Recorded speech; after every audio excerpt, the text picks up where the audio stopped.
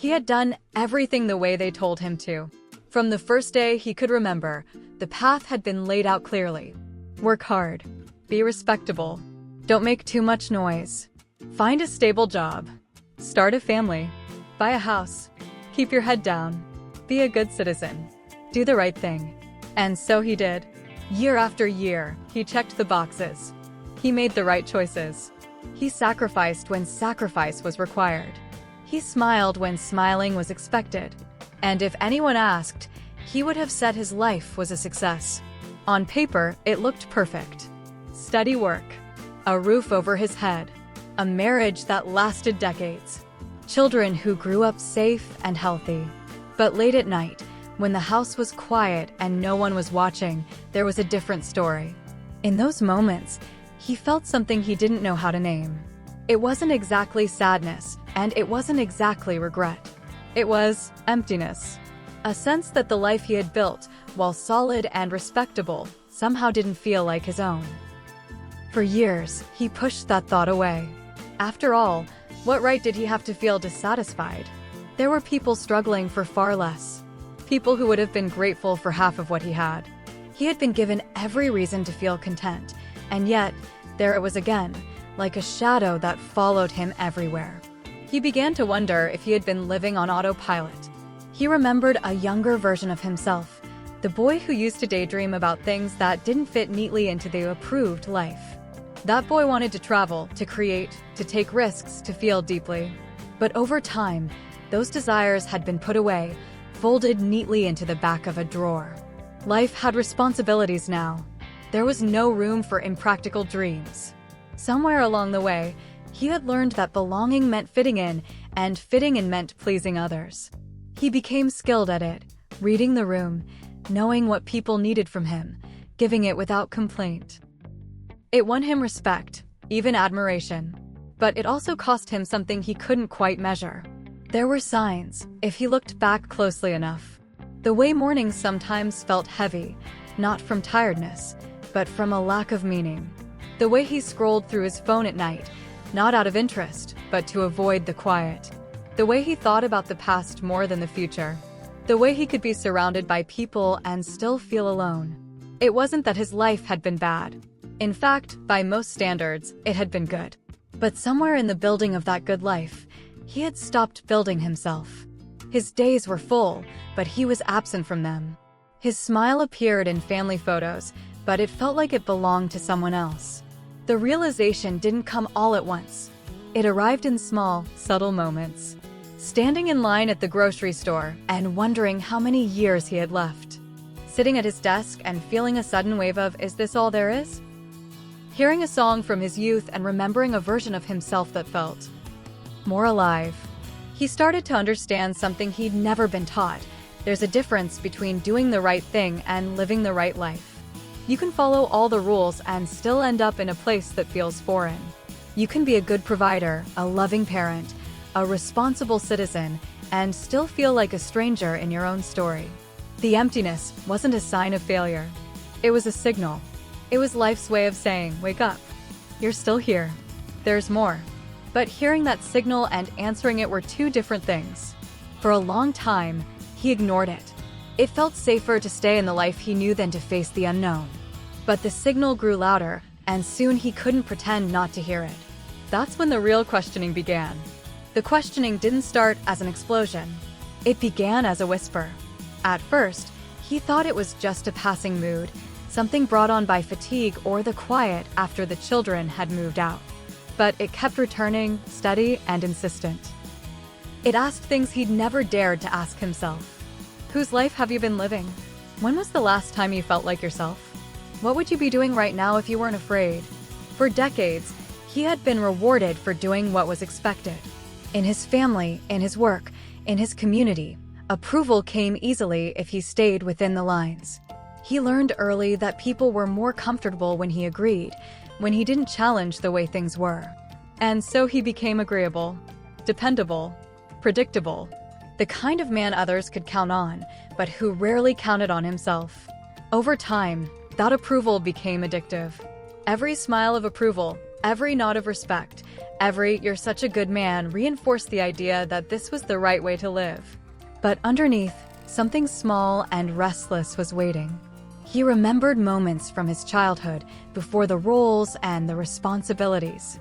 He had been curious then, even rebellious in quiet ways. He had dreams that didn't fit the mold, traveling to far-off places, creating things, living in a way that felt free. But those dreams were too big for the narrow world he was raised in, so he learned to fold them smaller and smaller until they fit in his pocket, almost invisible. Now, in midlife, he realized he'd been carrying that folded-up self for years. It hadn't died. It had just been waiting for permission.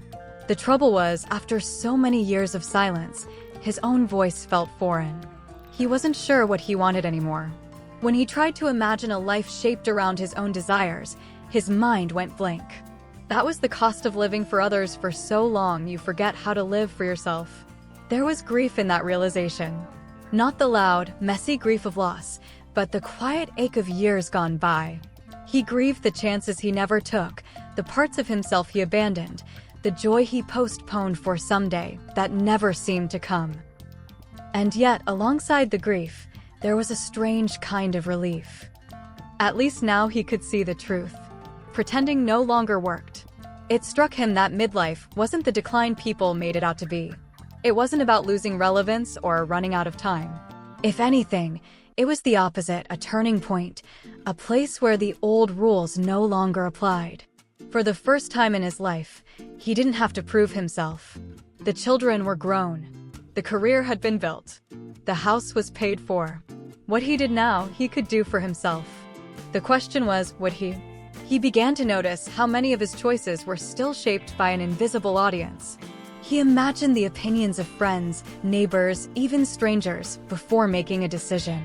It had been that way for so long that he hardly noticed it. But now he caught himself in the act.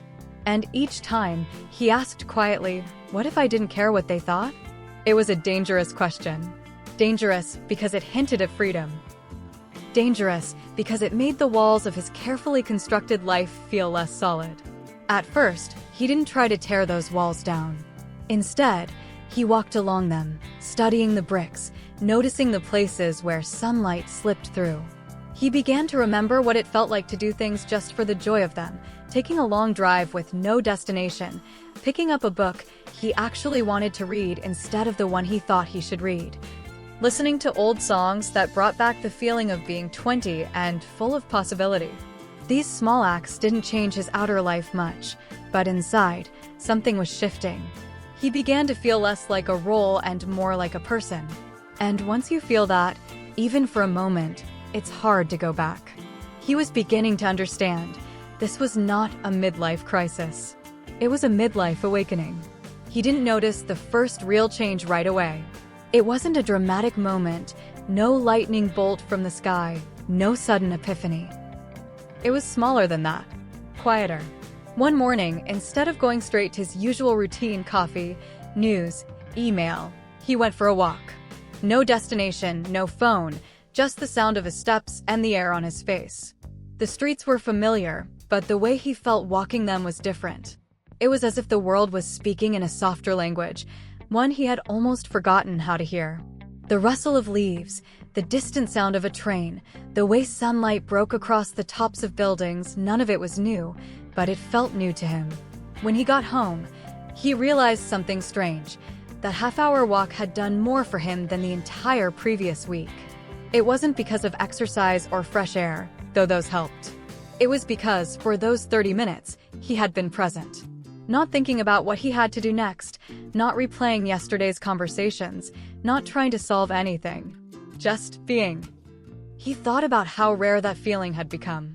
Most of his adult life had been spent chasing the next task, the next responsibility, the next measure of success. Even joy had been scheduled, vacations planned months ahead, dinners arranged around other people's calendars. The idea of doing something for no reason other than it felt good? That had been left behind in childhood. But now he found himself curious. What else had he left behind? He began to remember the little obsessions he'd once had, sketching in the margins of his notebooks, riding his bike until the streetlights came on, sitting by a river for hours just to watch the water move. He wondered why he had ever stopped. The answer was simple: life got busy, and those things didn't seem important. But now, with more years behind him than ahead, he began to suspect they might have been the most important things of all. The more he allowed himself these small returns to his old self, the more alive he felt. He wasn't quitting his job or abandoning his responsibilities. He wasn't running away. He was simply letting parts of himself back into the room, parts that had been waiting quietly, like guests who arrived early and sat in the corner until they were invited to speak. Sometimes the changes were invisible to others. No one noticed that he lingered a little longer over his morning coffee, or that he took a different route home just to see what was there. But inside, the shifts were seismic. Life no longer felt like something happening to him. It felt like something he was part of again. And yet, there was fear too. Fear that it was too late. That even if he found himself again, he wouldn't have enough time left to live fully. On some nights, that thought pressed heavy against his chest. But then another thought would rise to meet it, clear and certain. Better to live 5 years as yourself than 50 as a stranger. He realized this wasn't about making up for lost time. It was about making the time he had left count. The turning point came one weekend when he stumbled upon an old box in the back of a closet. Inside were things he hadn't seen in decades: letters, photographs, small objects that once meant everything. There was a ticket stub from a concert he had gone to at 19, a photo of him laughing so hard his eyes disappeared, a journal filled with wild ideas he never pursued. He sat on the floor for hours, going through it all, feeling something between nostalgia and grief. But when he stood up, he didn't feel sad. He felt awake. Those memories weren't just reminders of what he had lost. They were proof that he had once known how to live from the inside out. And if he had done it before, he could do it again.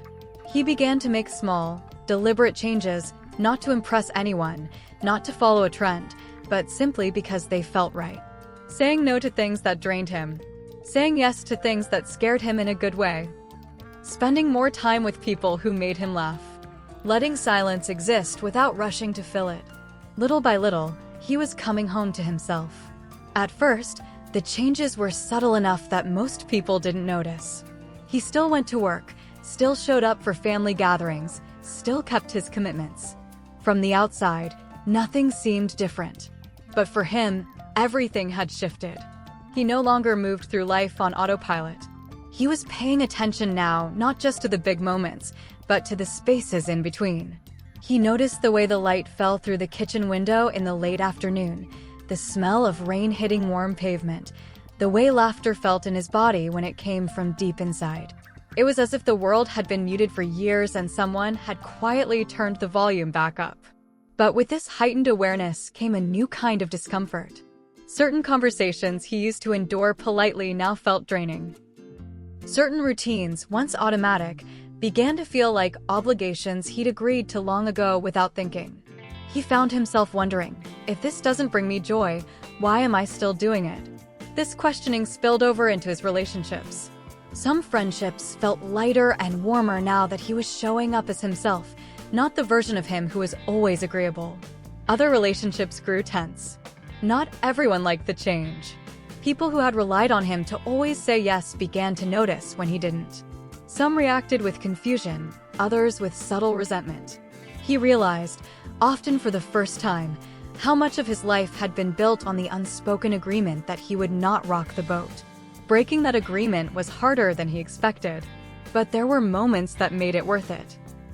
Like the afternoon he met an old friend for coffee and found himself laughing without holding back, not because the joke was particularly funny, but because he wasn't guarding himself anymore. Or the evening he skipped a networking event to watch the sunset alone, sitting in the quiet until the last streak of light disappeared. These weren't dramatic rebellions. They were small acts of reclaiming his own time, his own energy, his own presence. And yet, something deeper was happening. For years, his vision of the future had been a vague, comfortable retirement, maybe some travel, maybe a hobby or two, nothing too ambitious. But now, the future began to look different. He wasn't thinking about how to simply pass the time. He was thinking about how to fill it. He started making a list, not of goals or achievements, but of experiences he wanted to have. Some were simple: learning to cook a dish from scratch, seeing the northern lights, spending a week with no phone or computer. Others were bigger: taking a cross-country road trip, starting something creative just for himself, living somewhere entirely new for a season. The list didn't overwhelm him. It energized him. It reminded him that even now, maybe especially now, there was still more to discover. One evening, he caught his reflection in the window and noticed something he hadn't seen in a long time. It wasn't youth. It wasn't the smooth, unlined face of his younger self. It was something better: a spark, a sense that he wasn't done yet, that there were chapters ahead worth writing. He realized then that he hadn't been seeking happiness in the loud, dramatic sense. He didn't need constant excitement or endless pleasure. What he wanted, what he had been missing, was aliveness. The feeling of being in his own life, not just passing through it. And that, he understood now, was something he could choose every day. It took him a while to see it clearly, but one day, it struck him. He was no longer chasing the life he thought he should have. He was living the one he actually wanted. The shift wasn't loud or dramatic. There was no single morning when he woke up and declared, "Everything changes today." It had happened slowly, almost invisibly, like winter turning into spring. Small decisions, one after another, had carried him from a life of quiet obligation to a life that felt like his own. What surprised him most was how his relationship with the past began to change. For years, he had carried a quiet bitterness toward his younger self, the one who gave up dreams too easily, who conformed when he might have rebelled, who worked so hard to earn approval from people who barely noticed. But now, he saw that man differently. He understood that every choice, even the ones he regretted, had been made with the tools and the understanding he had at the time. The man he was today existed because of the man he had been. And for that, he felt gratitude. Regret, he realized, had a way of freezing you in place. Gratitude let you move forward. He also saw that happiness wasn't the constant high he had once imagined. It was quieter, steadier, a way of being at peace in your own skin. It wasn't about eliminating every problem or avoiding every disappointment. It was about knowing you were living in alignment with who you really were, even if that meant letting go of things or people that no longer fit. That alignment gave him a new kind of freedom, the freedom to be misunderstood, the freedom to say no without guilt, the freedom to change his mind. He no longer felt the need to prove his worth through busyness or self-sacrifice. He no longer measured his value by how much he pleased others.